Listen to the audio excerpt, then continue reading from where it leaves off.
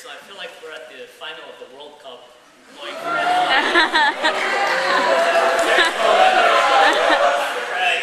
Alright, so I'm given about 6-7 minutes to talk a little bit more about the Now Make It Happen.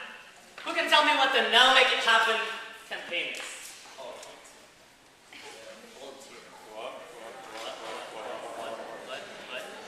Have you ever heard the Now Make It Happen before in the last couple of days? Who's heard it? You've heard it. Yeah. Right. And I truly want to ask you to take it from your hand up to your mouth as well. And so that it's coming out of your mouth the whole week, next week. Not the bracelet, the phrase. That it's coming out of your mouth all of next week, and that we say a lot of Now Make It Happen. Do you agree with me? Yes. Do you want to make it happen? Yes. So if I'm on the other side, what do you guys want? Make it happen. Right. I'm like, yeah. And now make it happen. There's a. Is that that? Somebody sure. What? That full screen? It's PDF. There's my turn. So these are the 3 messages, right? We've already talked about them in yesterday's plenary. So we've got harm reduction, human rights, and health resources. And just to do a little bit of an overview on what we want to say, because I feel like a couple of people weren't here last morning. Maybe it was because it was too early, maybe it was because they were still partying or something. But just a quick recap. So in human rights, 3 things: confidentiality and no discrimination, right to health services, and right to comprehensive education. Yeah? Sounds right? Alright. Harm reduction. Changing drug and sex work policy and stopping youth criminalization. I want to actually, I just came out of a session 2 sessions back on sex work. And Caitlin Chandler, who should be in the room, was actually thanking the presenters for coming out and presenting on their personal experience and also on the work that they're doing on behalf of sex work, or around the subject of sex work. And I think it's really an important moment to bring that to the attention of the group as well, because sex work as drug users have not been very visible or present at these conferences. So I just want everyone in the room to give a warm clap for those sex workers.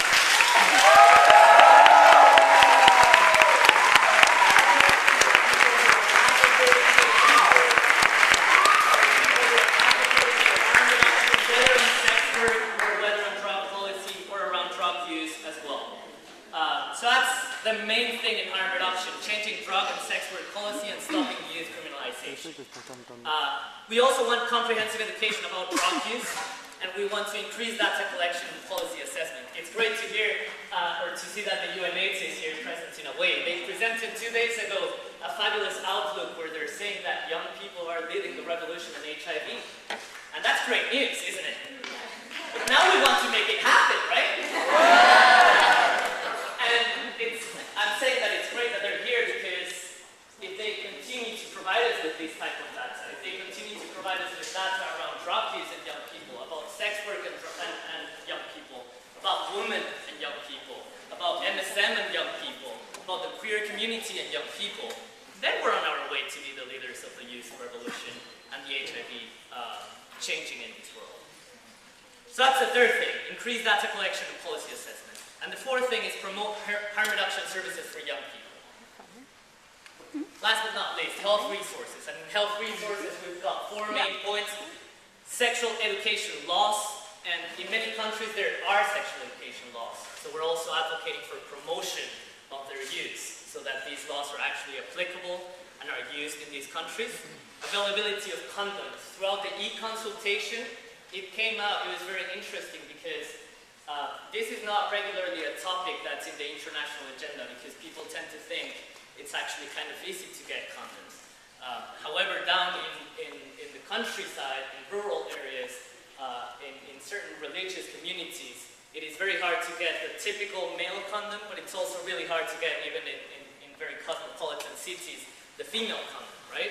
And I've heard a couple of sessions talking about that. So that's definitely one thing we want to advocate for this week. Availability of condoms, both male condoms and female condoms. Reducing obstacles for accessing information on HIV. It goes around with the first one, sexual education loss. But then we want those sexual programs of that curriculum to come down to really providing information about HIV and making young people living with HIV visible in their communities in a way where they're not stigmatized, where they're not criminalized, where they're not discriminated. And last but not least, economic resources. There were also a couple of sessions this week where they were talking about keeping the global fund global, and not reducing the amounts of money that they're providing to several communities, in particular in Africa. But we also want to advocate for more economic resources for advocacy. We want to advocate for more economic resources for the empowerment of young people, and for these type of conferences and these type of venues to be continued to be held, right? Yeah. Right. So that's the Now Make It Happen campaign. You said you got it up in your hand, and as I said, I want it to be in your mouth as well, not the bracelet. Ready? We want the bracelet. So I want you all to yell out once more, "Make it happen" for me. 1, 2, 3. And actually, right before I came up here, somebody came up with a rather cool proposal on the Now Make It Happen campaign, which was whenever we're in a session, in a workshop, or in whatever type of activity within the next week at the AIDS conference, whenever there's something that relates to young people, or whenever a speaker talks about anything about young people, something that's within the agenda that we're talking about, whatever young people is in that room, we're asking that young people, or the group of young people that are in the room, stand up and yell, "Now make it happen." How does that sound? I thought it was a fabulous idea. Interesting idea.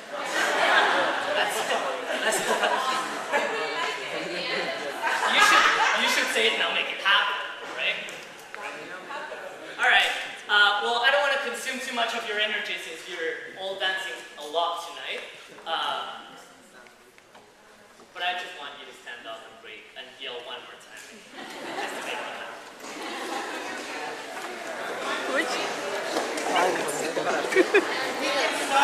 We can start at the youth movement. Do you guys remember? Maybe you don't remember. I actually don't remember. I'm too young to remember. At the beginning of the YouthForce, at Durban, there were under 100 people present. I think it's pretty significant that if you look around right now, all these orange shirts and blue colors, there's more than 100 people here. There's over 100 young people here, and I think that's very significant. And so I guess it makes sense, and it's a good idea to start, as we started, to remember the way in which we began. And then just start mumbling the Now Make It Happen, right?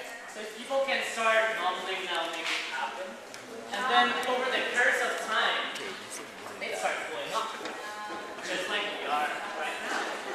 It's not it.